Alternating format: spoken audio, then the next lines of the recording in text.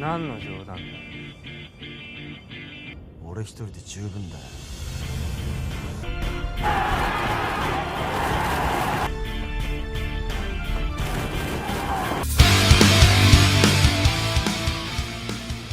Halo budak korporat, gimana kabarnya? Berapapun besar dan berat beban kamu sekarang, ingat, itu bukan urusan saya.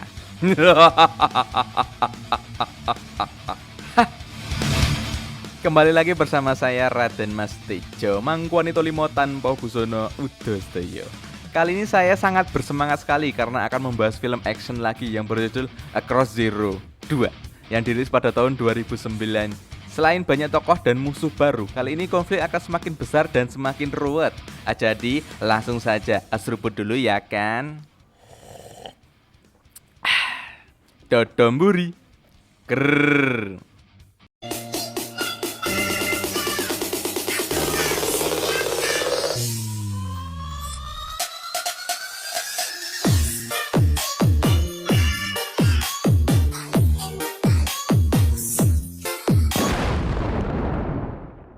Melanjutkan film Cross Zero sebelumnya, kisah diawali dengan memperlihatkan sang murid terkuat di sekolah SMA Suzuran.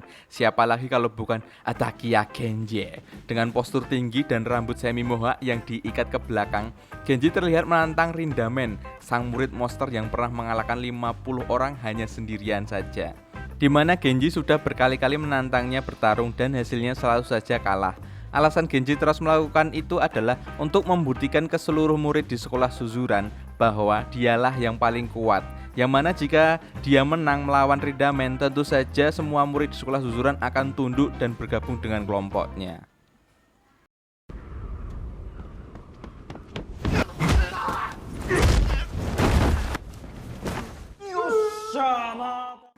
Sementara itu adegan beralih ke sebuah penjara remaja, di mana di situ ada seorang pria yang merupakan bekas murid sekolah Suzuran, namanya Kawaishi Ikiwongi. Terlihat Kawaishi baru saja keluar dari penjara setelah 2 tahun mendekam akibat kasus pembunuhan yang dia lakukan saat tawuran dengan sekolah Housen. Di mana Kawaishi ini menusuk salah satu jagoan sekolah Housen dengan sebilah pisau, dan itu sangat tidak gentle sekali. Saat sedang mengunjungi makam orang yang dibunuh, di situ sudah ada anak-anak sekolah Housen, di mana mereka menuntut balas atas kematian rekan seniornya tersebut.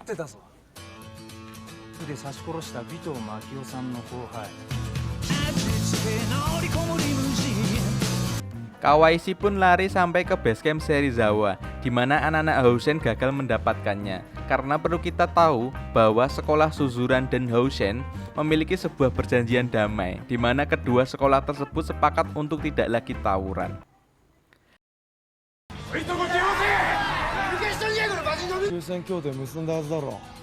Namun ketika Genji muncul, dengan gagahnya mengatakan bahwa dirinya lah penguasa Suzuran yang sekarang. Sehingga ketika ada salah satu anak Housen yang menghinanya, Genji pun menghajarnya, yang membuat perjanjian damai itu menjadi rusak.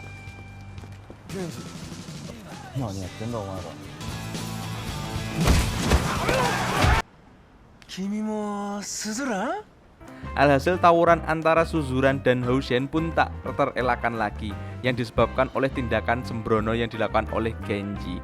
Dan inilah Across Zero 2.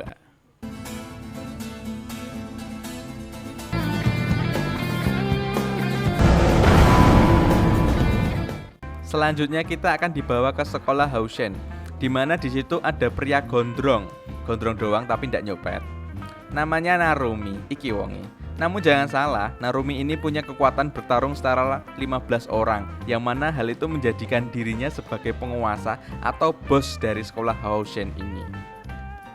Saat sedang berdiskusi tentang rencana mereka menyerang Suzuran, tak lama muncullah seorang bocah ingusan bernama Washito Kota. Iki rupanya.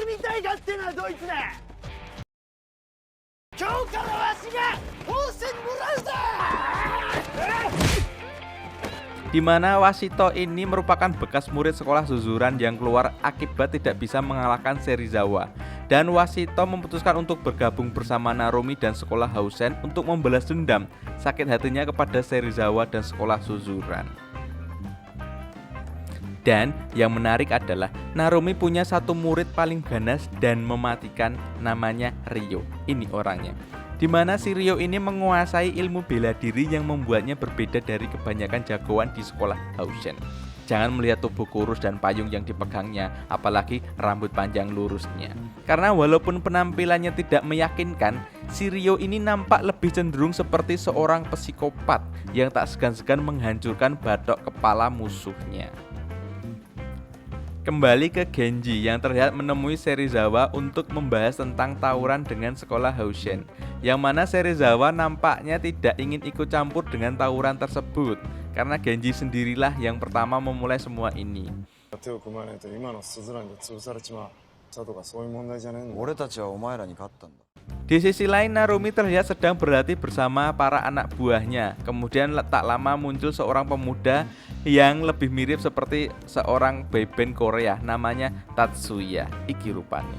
Dan dia adalah adik dari mendiang murid Hausen yang pernah dibunuh oleh Kawaishi. Mendengar bahwa sekolahnya akan tawuran dengan sekolah Suzuran, Tatsuya pun agak sedikit pesimis dengan hal tersebut karena dia merasa bahwa sekolah Hausen belum cukup kuat di tangan kepemimpinan si Narumi ini. Ditambah tawuran ini tetap tidak akan membuat kakaknya kembali hidup dan itu cukup membuat Narumi dan anak buahnya sedikit kesal.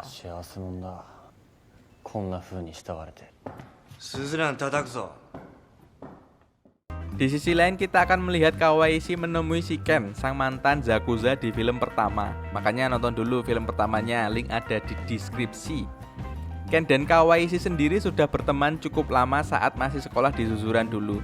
Dan ketika melihat kondisi Ken yang nampak seperti gembel, Kawaishi pun tak ingin nasibnya seperti si Ken, di mana dia memutuskan untuk mendatangi bos Zakuza dan berharap bisa bekerja sebagai seorang Zakuza. Kembali ke sekolah Suzuran, di mana Makise dan Chuta terlihat sedang mencoba untuk merekrut para murid untuk bergabung dengan Genji. Dan saat ada murid yang mencemoohnya, Makise pun langsung membungkamnya hingga dia terkapar tak berdaya. Oi kora! Oi, kunno kaya? Kore no kaya? Tak lama dia pun mendapatkan telepon dari gebetannya yang masih anak SMP, di mana Makise diajak untuk berkencan yang membuat si Johnny-nya langsung berdiri. Dengan cepat Makise membeli sebuah kondom, di mana hal itu membuat si Johnny-nya tidak karuan dan semakin tidak beraturan, yang membuat seorang wanita pejalan kaki keheranan.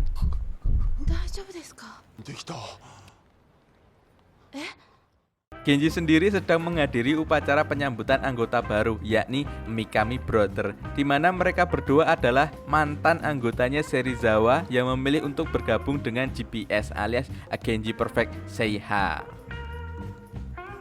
Kembali ke Makise yang terlihat sudah berada di kolong jembatan, di mana dia sedang mempersiapkan sebuah jebakan menggunakan ular mainan, di mana hal itu dimaksudkan untuk menakuti gebetannya agar Makise mendapatkan pelukan darinya.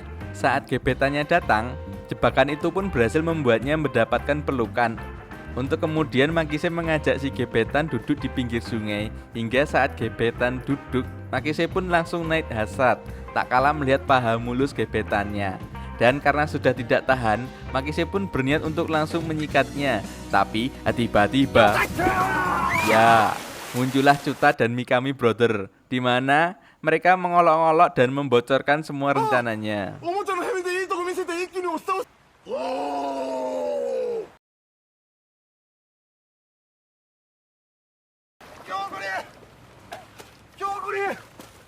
Dan setelah adegan intermezzo tersebut, kini saatnya kita akan mulai serius, di mana pasukan Hausen berkepala botak mulai menjalankan rencana penyerangan.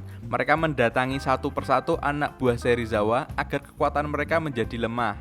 Dimulai dari anak buah Serizawa yang paling kuat, yakni Shoji, yang memiliki kemampuan bela diri judo, di mana dia dan beberapa rekannya dikeroyok habis-habisan sampai membuat mereka semua tak berdaya.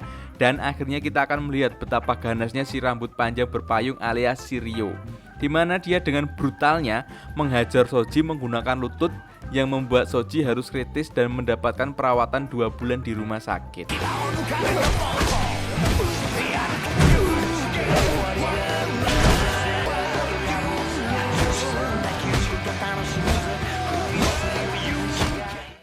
Selanjutnya ada Tokaji, sang otak dari semua pasukan Serizawa, di mana Tokaji ini didatangi oleh anak-anak Hoshin dan harus babak belur oleh mereka semua. Tak hanya itu, Makise, Chuta, dan Mikami Brother pun harus mengalami hal serupa.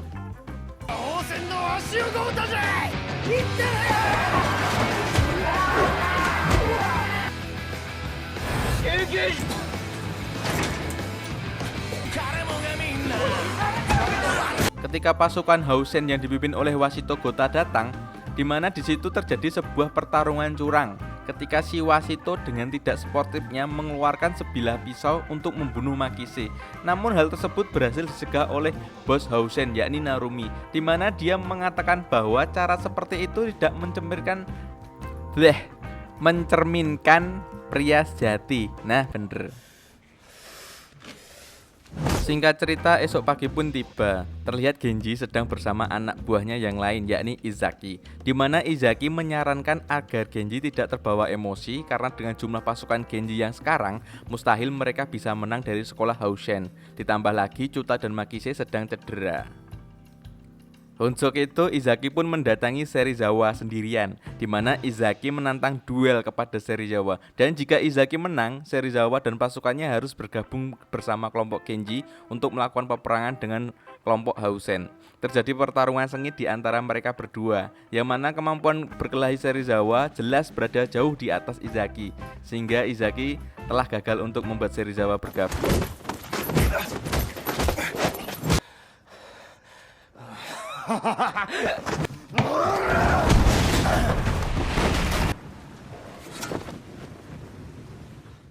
Di sisi lain, Kawaishi terlihat mendatangi bos Zakuza yang merupakan mantan bosnya Ken di film pertama, yang mana tujuan dia datang ke sana adalah untuk meminta bergabung menjadi anggota Zakuza, dan Kawaishi ditawari untuk membunuh bos Zakuza saingannya alias ayahnya Genji.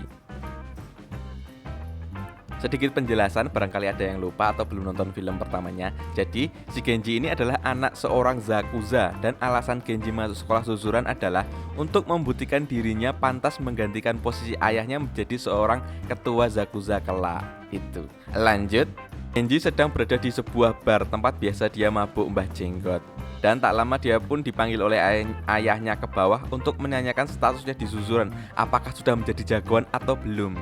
Namun karena Genji sedang migrain, kepalanya pusing, dia pun hanya menjawab iya-iya saja. Untuk kemudian sang ayah meminta Genji untuk memukulnya. Namun karena sudah mabuk berat, justru Genji lah yang harus kena pukul.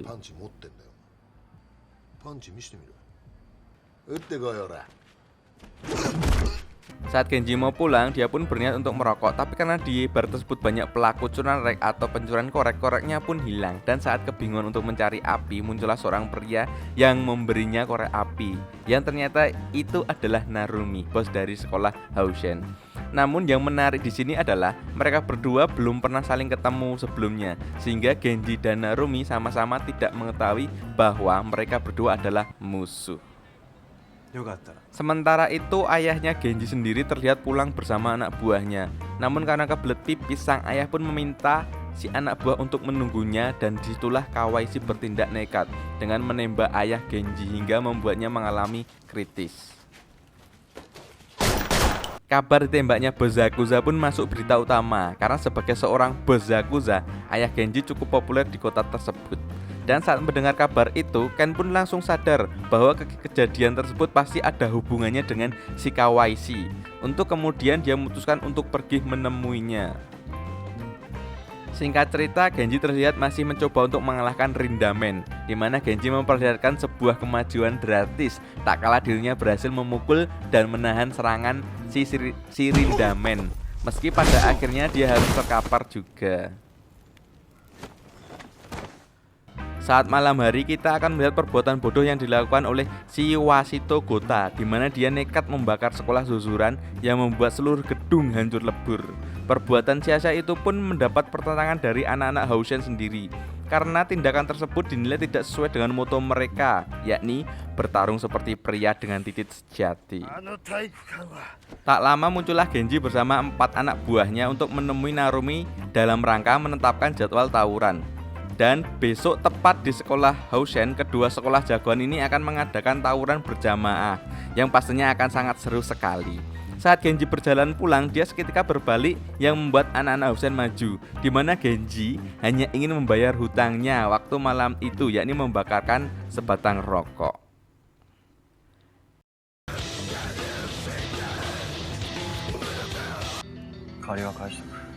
Sepulangnya dari sana, Genji pun langsung mengumumkan bahwa dirinya akan menyerang sekolah Hoshin besok hari. Dan walaupun mereka semua tidak mau bergabung dengan kelompoknya Genji berharap agar mereka mau meminjamkan kekuatan untuk sebentar saja untuk bersama-sama berjuang demi kemenangan sekolah Suzuran. Dengan menceritakan kondisi ayahnya sekarang yang sedang kritis di rumah sakit, Genji pun memberi motivasi bahwasanya dia banyak belajar dari sang ayah untuk selalu kuat dan menjadi sosok pria jati yang sesungguhnya, yaitu gelut. Dan dengan semua kesibukan Genji, dia pun tak sadar bahwa saat ini ayahnya sedang dalam keadaan bahaya karena Kawaishi terlihat menyamar sebagai salah satu pengunjung untuk membunuh ayahnya Genji, sampai kali ini benar-benar tewas. Namun beruntung, tindakan itu berhasil digagalkan oleh Ken yang datang untuk mencegah perbuatan Kawaishi. Dimana saat anak buahnya ayah Genji datang, Ken pun memohon untuk memaafkan perbuatan si Kawaishi ini. Dan ketika mereka akan dibunuh, tiba-tiba ayahnya Genji sadar untuk kemudian menyuruh anak buahnya untuk membiarkan mereka berdua pergi sebagai balas budi atas apa yang telah Ken perbuat di film pertamanya. Singkat cerita, esok pagi pun tiba. Genji terlihat bersama gengnya sudah bersiap untuk berangkat menuju tawuran di Hoshin. Namun karena pidatonya kemarin kurang menggugah hati para siswa, Genji dan kawan-kawan harus menerima fakta bahwa mereka harus berjuang sendiri untuk mengalahkan sekolah Hoshin. Sadar bahwa hal ini tidak akan berhasil, Genji pun menyuruh mereka semua untuk pulang sekaligus membubarkan kelompoknya dan pergi begitu saja seperti seorang pecundang. Dan ketika Chuta dan yang lain kecewa dengan keputusan Genji, Izaki pun menyuruh semua orang untuk bersiap-siap petawuran karena dia yakin bahwa Genji tidak mungkin menyerah begitu saja. Genji pun berangkat sendirian, di mana dia bertekad untuk membereskan masalah yang sudah dibuatnya sendiri. Sehingga saat dirinya sampai di lapangan sekolah Hoshin, Narumi dan semua anak buahnya pun terkejut ketika melihat yang datang hanyalah Genji seorang.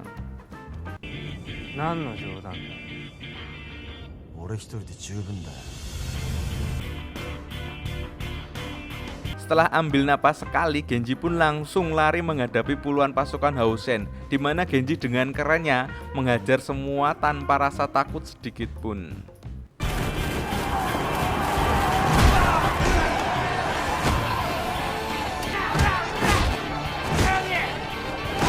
Tak lama muncullah Makise dan kawan-kawan,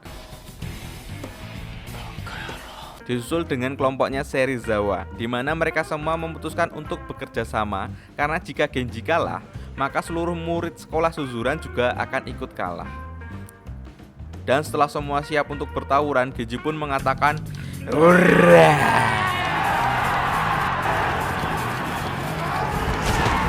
Tawuran berlangsung sangat seru, di mana kelompok Serizawa dan Genji saling membantu satu sama lain hingga mereka berhasil masuk ke dalam gedung sekolah Hoshin. Di situ sudah ada pasukan botak yang siap menyambut mereka. Narumi sendiri terlihat sangat santuy dengan menumbangkan satu persatu anak Suzuran dengan hanya satu kali pukulan saja. Yang mana saat Makise berhasil mengejarnya, dan Narumi terlihat sedang sangat santuy sambil makan sari roti dan susu kotak Indomil coklat yang biasa dibelinya di Indomaret.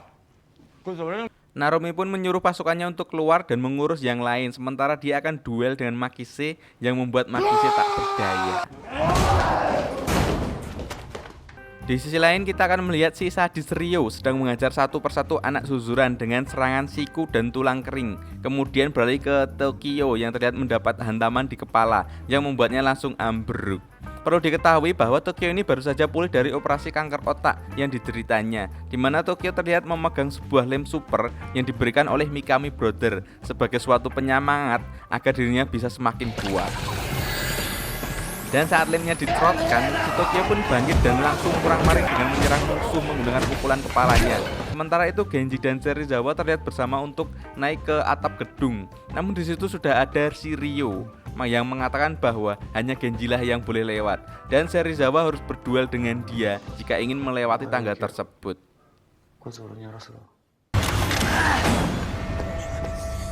Saat Genji naik ke atap, di situ sudah ada Narumi yang menunggunya. Kemudian memberikan sebotol air mineral untuk kemudian diminum oleh Genji agar final battle ini bisa semakin seru dan memberikan adrenalin yang lebih membrutalitikan. Sementara final battle berlangsung, teman-teman Genji yang lain pun terlihat masih bertarung dengan para kroco-kroco Housen. Dan setelah berhasil menumbangkan mereka semua, Tokyo pun teriak, "Yeah!" Tersisa Serizawa versus Ryo di bawah. Serizawa pun terlihat terkewalahan melawan teknik bela dirinya si Ryo. Sehingga saat dirinya terjungkal ke bawah tangga, di situ Ryo dibuat terkejut tak kalah pukulannya tak mempan sedikit pun terhadap wajahnya Serizawa. Untuk kemudian Serizawa mengatakan bahwa berantem dan bela diri ada dua hal yang berbeda. Seketika Ryo pun langsung dihajar dan terkapar.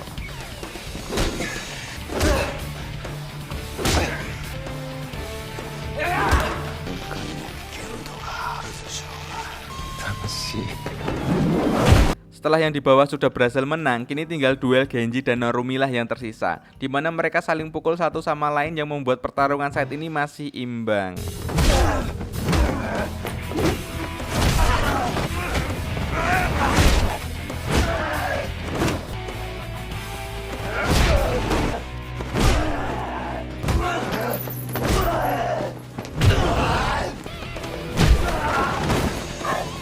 Tak disangka muncullah si Washito Gota yang lagi-lagi berbuat tidak sportif dengan mencoba untuk menusuk Genji dengan sebilah pisau. Namun beruntung ada Tatsuya yang langsung menghajarnya.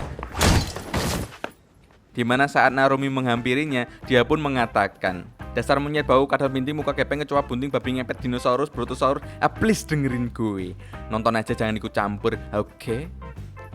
Duel pun berlangsung seru, di mana mereka berdua terlihat sama-sama sudah lelah dan lunglai. Namun dengan jiwa pria sejati yang hobi gelut, Genji terlihat memaksakan untuk tetap bisa berdiri. Untuk kemudian pukulan demi pukulan kembali dilayangkan yang membuat Narumi harus tumbang.